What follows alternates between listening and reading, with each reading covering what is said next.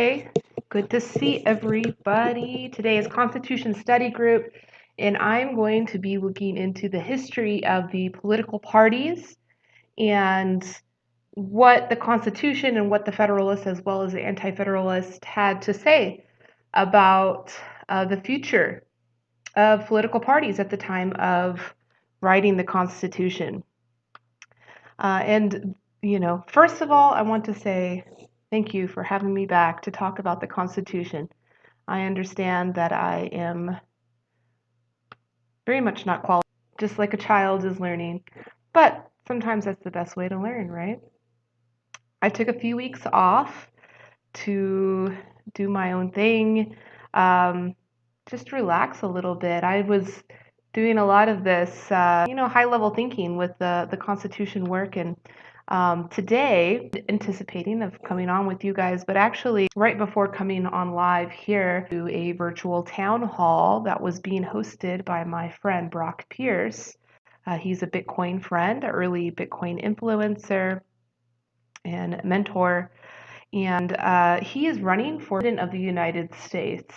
And he's hosting some virtual town halls as well as some other very open source platform building for the community. So I look forward to seeing if there's an opportunity for me to help, especially in this particular work that I've been doing with you guys on studying the Constitution and everything that it's about. So I'm just going to make sure that our video online is doing well. Yesterday it was a little bit laggy, so I do apologize to anybody that was watching. I'm trying to improve the quality now with the nicer camera equipment. Is processing a lot more data than it's used to, so I think that's one reason why it is laggy, but I just have to tamper with the settings to get it to work correctly. So I'm just checking the video now. Looks like it might be a little laggy.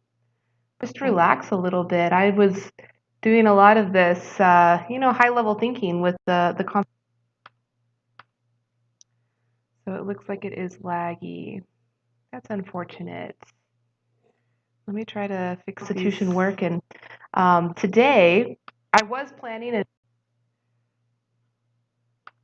Let's see how it's doing on Twitch. All right, we're trying again, streaming again. Let's see if this is much better quality.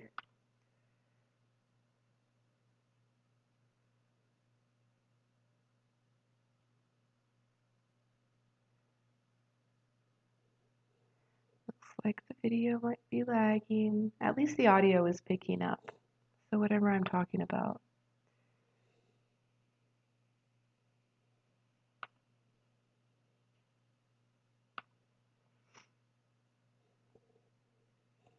There's no one here anyway, so it's okay. Let's see how it looks. Thank you for your patience if you're watching this and being patient. So his town hall was good. I learned a lot, and that kind of got me triggered to research more about what he was talking about with, even our first president warning, because he ran as president and served as president under no political. So, that's interesting.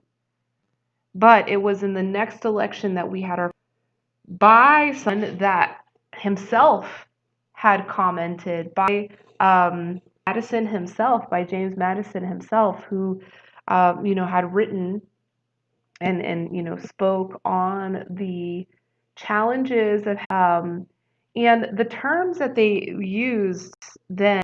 The term that they used was faction. And when I was reading that Federalist Paper number 10 last month, that was a big part of that reading was the factions. It's like we can't control factions when you have a large system where people have the ability to, express their needs, of the government, and then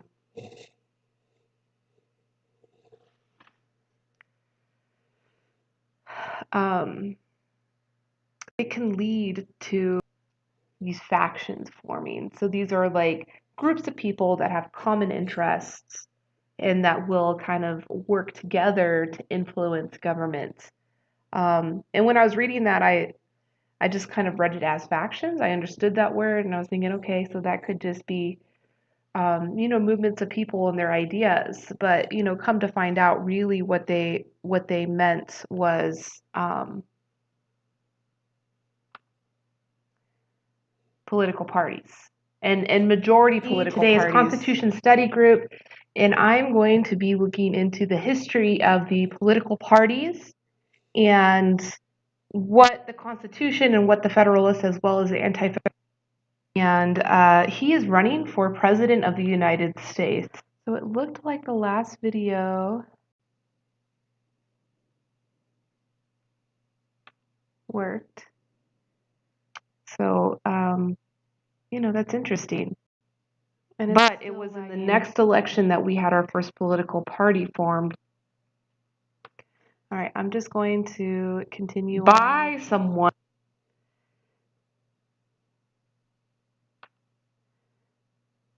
I'm going to have to figure this out. Maybe my brother will eventually be able to help me figure out how to not make these videos so laggy. How's it doing on Twitch?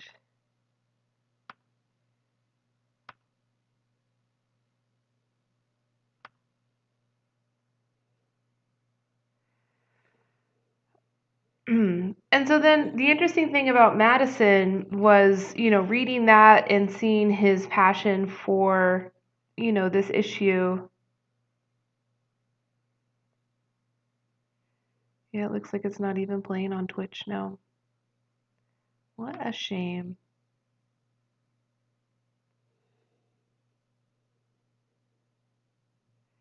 So it's saying its bit rate is at 3,000. Yeah, maybe I should set it to 4,000. That's where it was at. 2,500 is where. Maybe it's too much.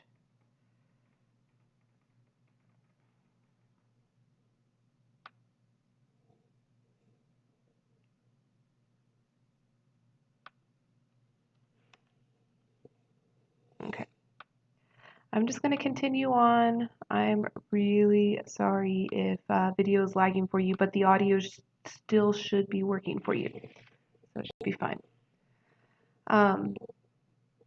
So yeah, Madison spoke on this, and then when I was researching the history, which I'll go into detail just from Wikipedia, I'm not going to, do any kind of special research for this, but Madison, under the leadership of Jefferson, was actually the first candidate, to run for president under a political party, which was like kind of the anti-federalists. Now, it wasn't directly the anti-federalists as we kind of understand it with the Anti-Federalist Papers, kind of the back and forth after the Constitution was originally written and then debated at the in Philadelphia.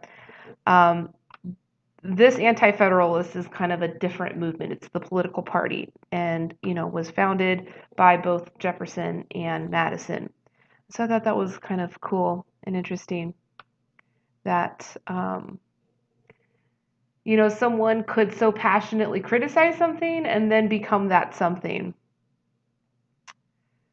So, yes.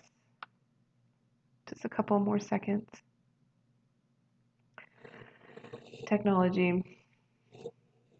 I think while I'm waiting for this, I can go grab my hot water. I totally started doing this without having my hot water with me. Okay.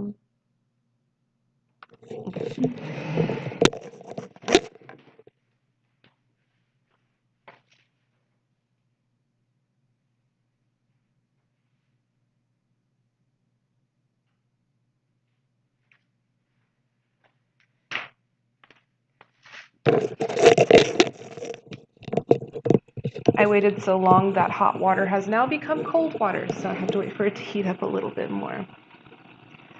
Oh, this is still very infuriating.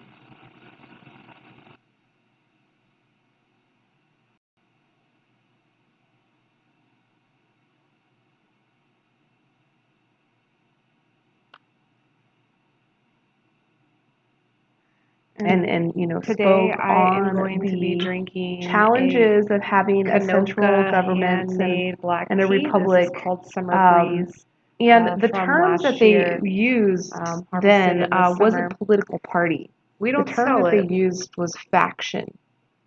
And when I was reading that, yeah, the Facebook video is bad. I'm sorry, guys. I know you're trying to keep up with this. I'm gonna have to figure out my settings. Let's see. Just a Google search.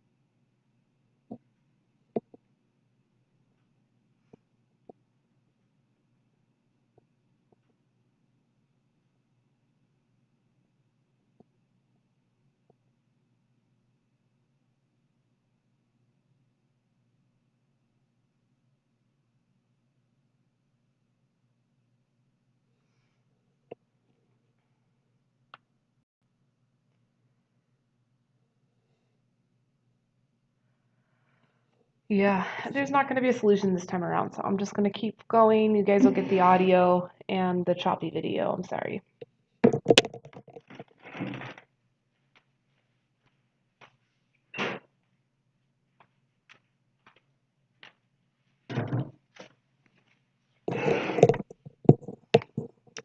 So sorry. I have to play with it some more. Okay, so I'm going to go to the Wikipedia page for the history of the political parties. So there are 6 main phases of political party in the United States. First is, well, it's just first, second, third, fourth, fifth, and sixth party systems, which all have been in place since 1933. The first party system was from 1792 until 1824. And this was featured the Federalist Party and the Democratic Republican Party. So that was the anti-Federalist Party that I was saying that was started by Madison and Jefferson. So we had those two parties, which were, kind of already the factions that were established during, the times of constructing the Constitution.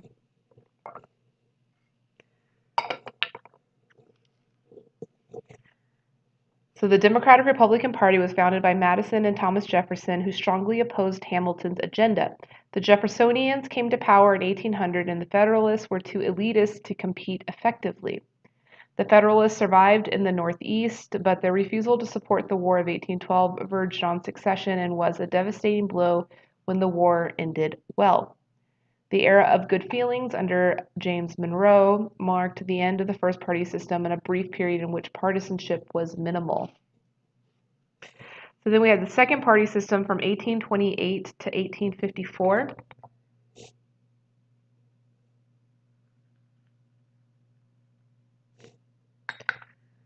The second party system operated following the splintering of the Democratic Republican Party. So that was that original party formed by Madison and Jefferson.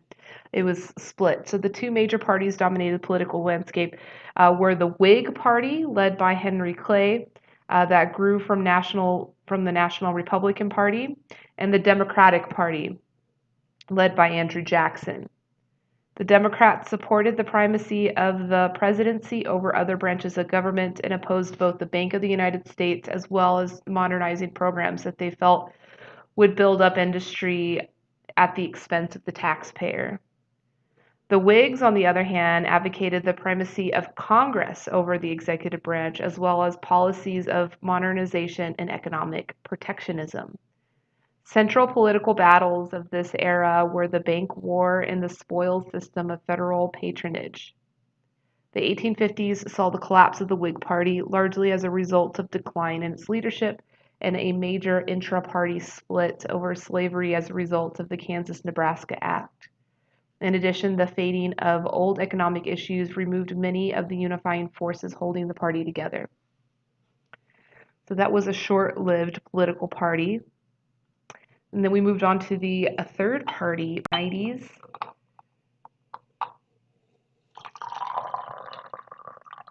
Oh, that looks rich.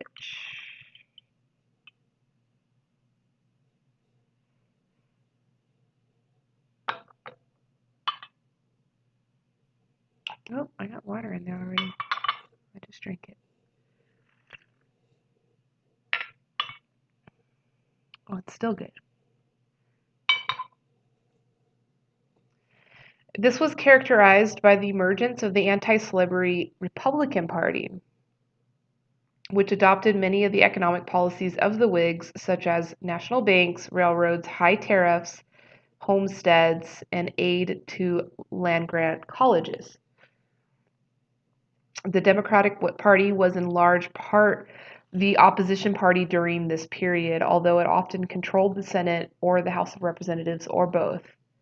Civil War and Reconstruction issues polarized the parties until the Compromise of 1877, which ended the latter. Thus, both parties became broad-based voting coalitions, and the race issue pulled newly enfranchised African Americans into the Republican Party, while white Southerners, deemed redeemers, joined the Democratic Party.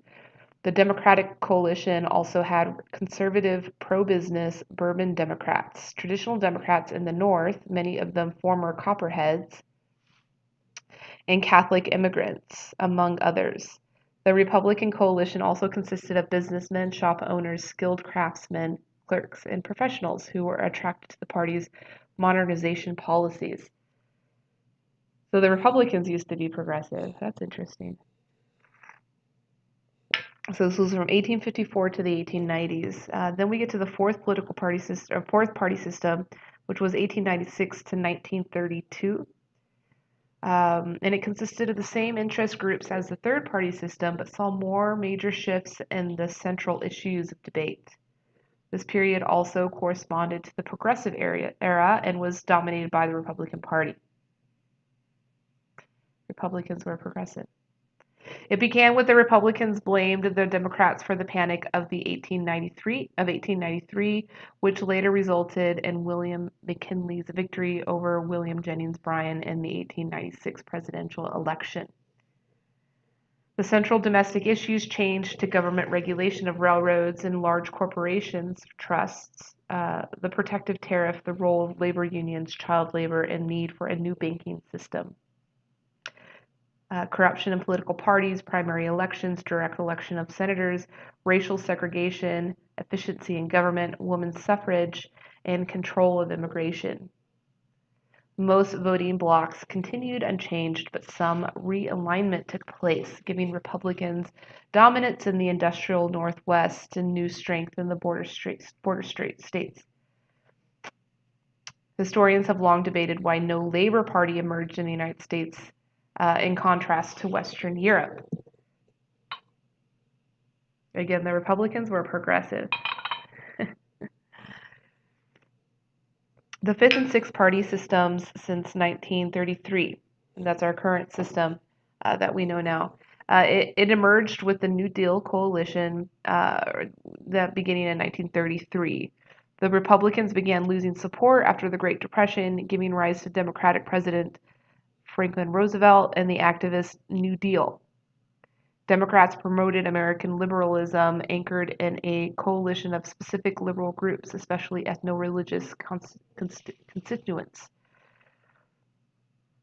Opposition Republicans were split between a conservative wing led by Ohio Senator Robert Taft and a more successful moderate wing exemplified by the politics of Northeastern leaders such as Nelson Rockefeller, Jacob Javits, and Henry Cabot Lodge.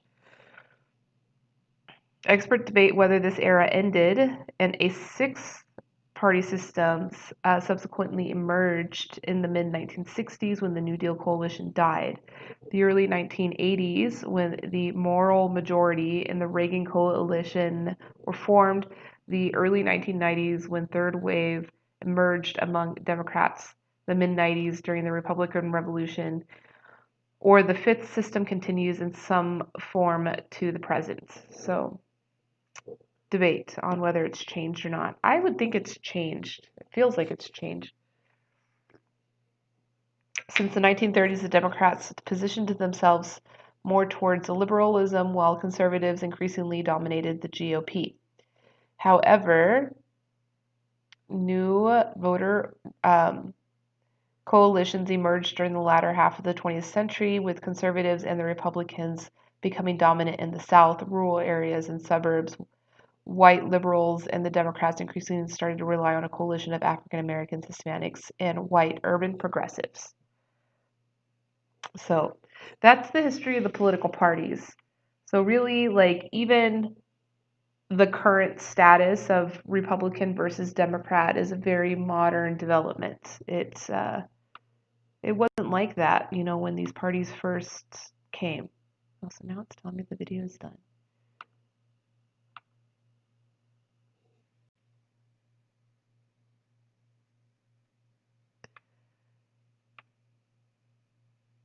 Looks like it's done everywhere. I might have to restream.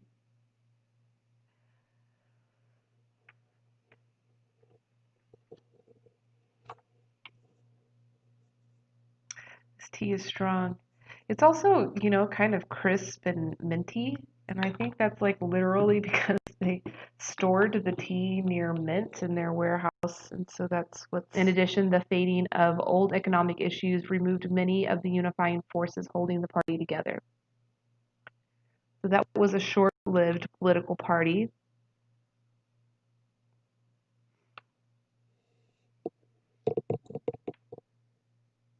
And then we moved.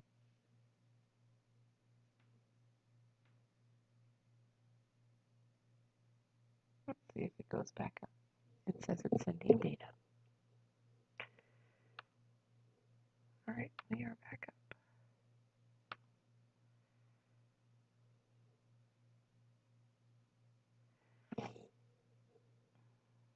So the next thing that I wanted to share was, hey Lizette, good to see you. I hope you're doing well. I wanted to read Federalist Paper 51, which is written by Madison, and a little bit different than, oh well. We're live on TLET again, on Facebook again, if you guys want to try to find that. So I'm just going to read it because I read Federalist Paper number 10, and that addressed Madison's reservations about factions and how to safeguard against that. And this is a little bit different. So this is the structure of the government must furnish the proper checks and balances between the different departments. To the people of the states of New York, to what expedient then shall we finally resort for maintaining in practice the necessary partition of power among the several departments, as laid down in the Constitution? The only answer that can be given is that as all these exterior provisions are found to be inadequate, the defect must be supplied by so contriving the interior structure of the government as that its several constituent parts may, by their mutual relations, be the means of keeping each other in their proper places. Without presuming to undertake a full development of this important idea, I will hazard a few different observations which may perhaps place it in a clearer light and enable us to form a more correct judgment of the principles and structures of the government planned by the Convention. In order to lay a due foundation for that separate and distinct exercise of the different powers of governments, which to a certain extent is admitted on all hands to be essential to the preservation of liberty, it is evident that each department should have a will of its own, and consequently should be so constituted that the members of each should have as little agency as possible in the appointment of the members of the others. Were this principle rigorously adhered to, it would require that all the appointments for the supreme executive, legislative, and judiciary magistrates should be drawn from the same foundation of authority, the people, through channels having no communication whatever with one another. More tea.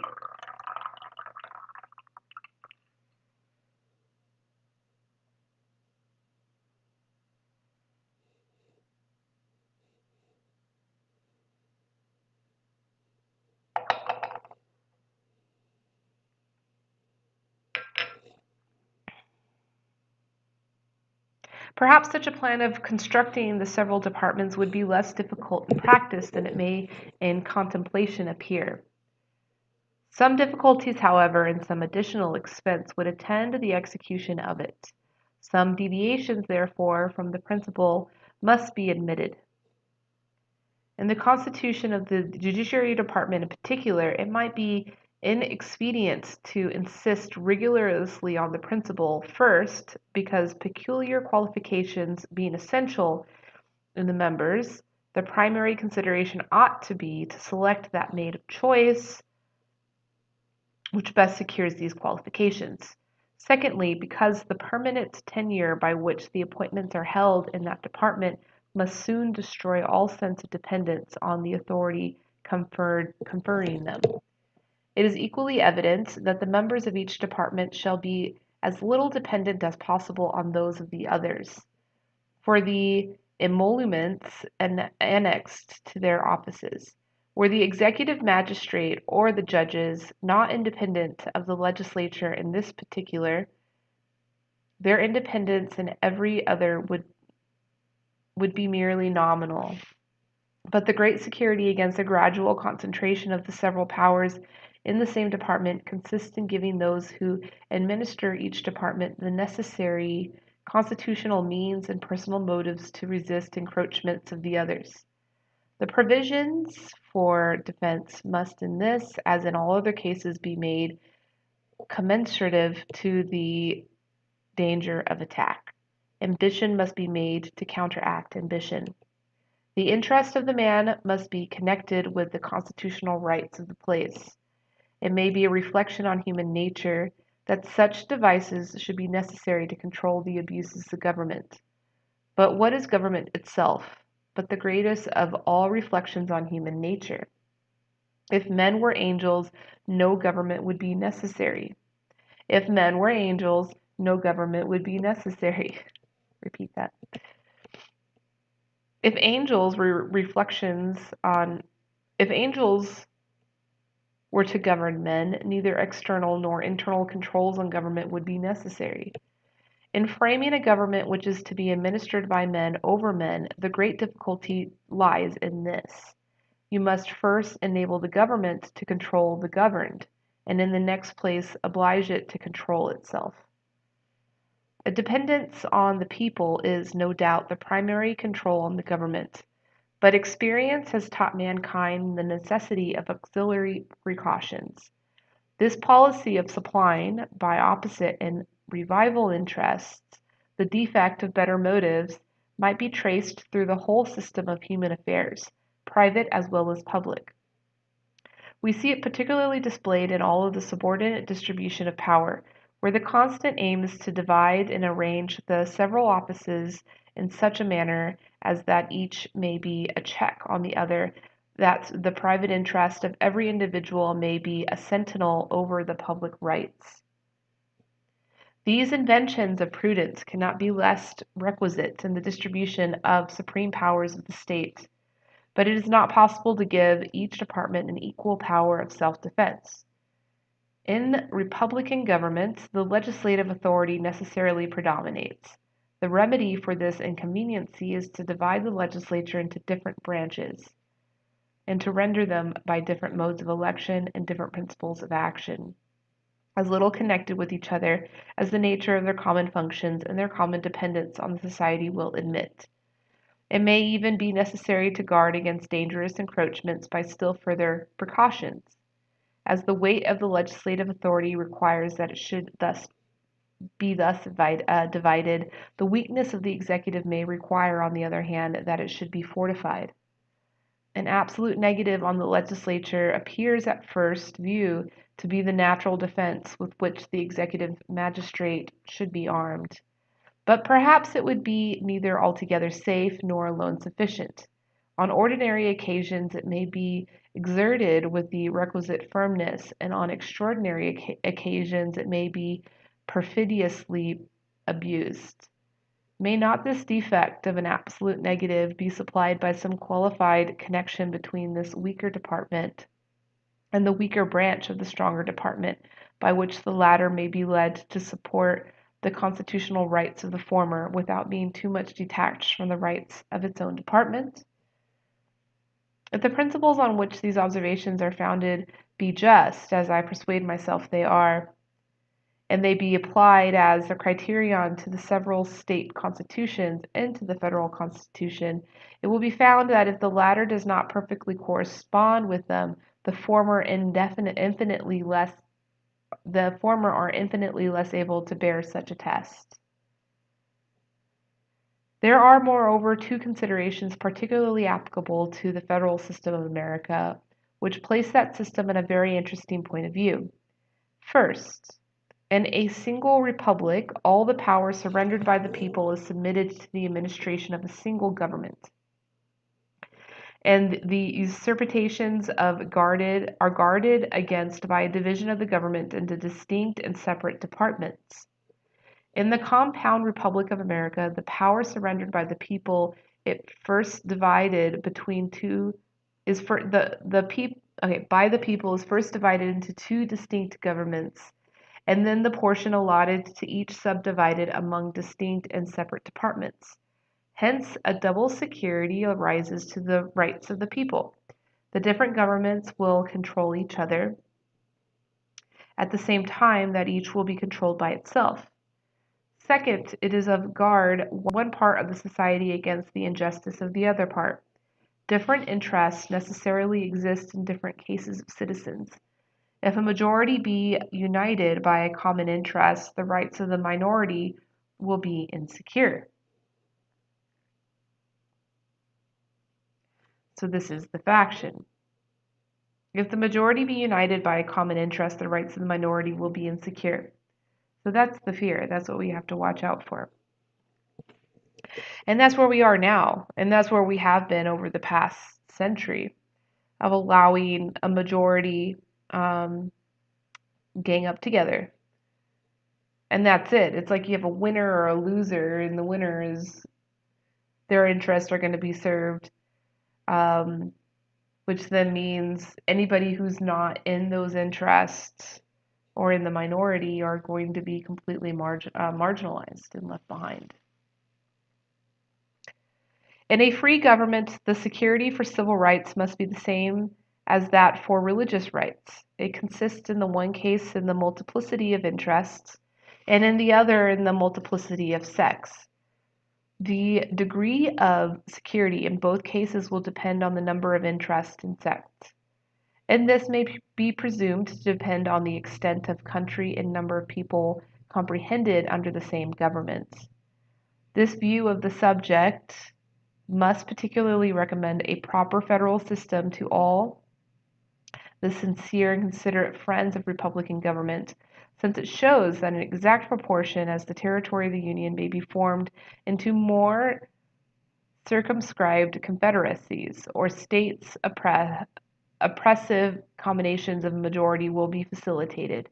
The best security under the Republican forms for the rights of every class of citizens will be diminished, and consequently the stability and independence of some member of the government. The only other security must be proportionately increased. Justice is the end of government. It is the end of civil society. It it ever has been and ever will be pursued until it be obtained or until liberty be lost in the pursuit. In a society under the forms of which the stronger faction can readily unite and oppress the weaker, anarchy may as truly be said to reign as in a state of nature where the weaker individual is not secured against the violence of the stronger. And as in the latter state, even the stronger individuals are prompted by the uncertainty of their condition to submit to a government which may protect the weak as well as themselves. So in the former state will be the more powerful factions or parties be grandly induced by a like motive to wish for a government which will protect all parties, the weaker as well as the more powerful. It will be doubted that if the state of Rhode Island was separated from the Confederacy and left to itself, the insecurity of rights under the popular form of government within such narrow limits would be displayed by such reiterated oppositions of factious majorities that some power altogether independent of the people would soon be called for by the voice of the very factions whose misrule had proved the necessity of it. In the extended Republic of the United States and among the great variety of interest, parties, and sects which it embraces, a coalition of the majority of the whole society could seldom take place in any other principles other than those of justice and the general good, whilst there being thus less danger to a minor from the will of the major party. There must be less pretext, also, to provide for the security of the former, by introducing into the government a will not dependent on the latter, or in other words, a will independent of the society itself. It is no less certain that it is important, notwithstanding the contrary opinions which has been entailed, that the larger the society, provided it lie within a practical sphere, the more duly capable it will be of self-government. And happily for the Republican cause, the predictable sphere may be carried to a very giant extent by a judicious modification and mixture of the federal principle. So that was interesting. I'm going to read that again. The larger the society, provided it lie within a practical sphere, the more duly capable it will be of self-government. So that's interesting, and that's like contrary to what the anti-federalists were saying, is that the larger the society, the more people there are, the more complex it becomes, the harder it is to manage everything.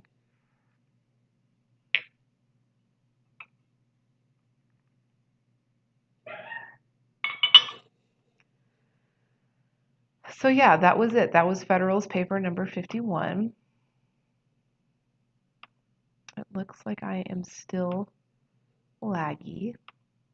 Always fun. And that's it. That's all I wanted to talk about.